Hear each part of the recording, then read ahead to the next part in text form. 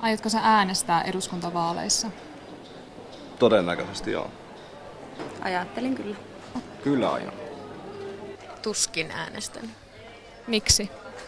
No, en mä tiedä. Mikä on eduskunnan ja hallituksen ero? Kyllä mä sen nyt tiedän. No en oikeastaan sen kummemmin. Hallitus toimeenpanee ja eduskunta säätää lakia. Siis eduskuntaan kuuluu kaikki nämä kansanedustajat ja hallitukseen kuuluu vaan ne NS-vallalle valitut, tai ketkä ei kuulu oppositioon. Jaa, tässä tultiin tähän, että en tiedä yhtään mitään. Mitään mistään politiikasta. Pidätkö sä tätä tietoa tärkeänä? Joo, kyllä, mutta täytyy myöntää, että en niitä ole ollenkaan perillä näistä. Joo, pidän sitä tärkeänä kyllä.